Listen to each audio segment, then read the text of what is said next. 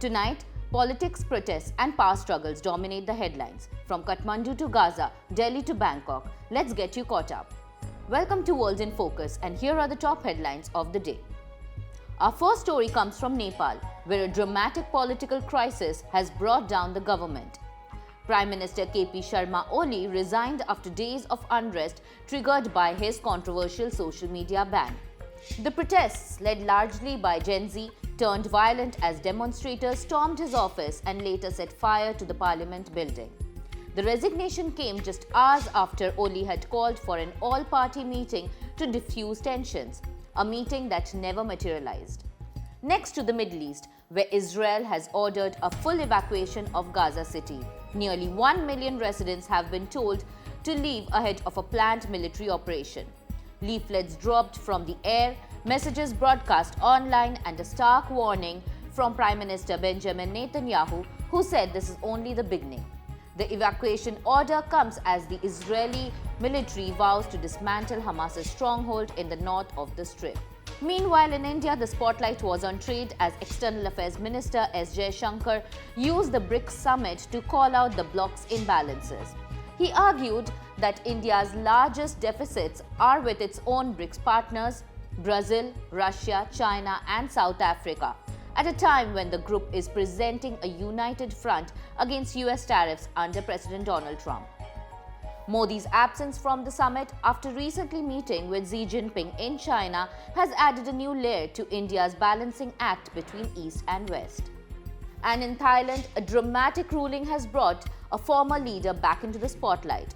The Supreme Court has ordered ex-Prime Minister Thaksin Shinawatra to serve a 1-year jail term.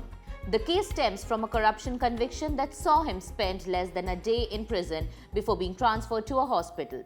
Now, the court has ruled that the move was unlawful, meaning the influential 76-year-old political figure will have to return behind bars. And now, for our deep dive, it takes us back to Nepal, where a youth-led movement has shaken the foundations of political power. The spark was a sudden ban on major social media platforms, including Facebook, X, and YouTube. The government framed it as an effort to regulate online spaces, but many saw it as an attack on free expression. Within hours, Kathmandu's streets were flooded with demonstrators carrying signs that read, "Shut down corruption, not social media," and "Unban social media." Security forces opened fire as the protests spread, and by the next day, the situation had spiraled into violent unrest. But there was something deeper fueling the movement. Online hashtags like NepoKid and #NepoBaby trended as young Nepalis vented their anger at entrenched political dynasties. The children of politicians educated abroad, returning home with privilege and wealth, stood in stark contrast to ordinary youth facing widespread poverty and an unemployment rate of nearly 20%. One protest placard read, "The leaders' children return with Gucci bags, the people's children in coffins." For many, this summed up the frustration of a generation forced into dangerous jobs abroad, even as political elites seemed immune to accountability. The NepoKid campaign tapped into a global conversation about nepotism, but in Nepal, it became the lightning rod for the anger against corruption, inequality, and a system seen as rigged against the young.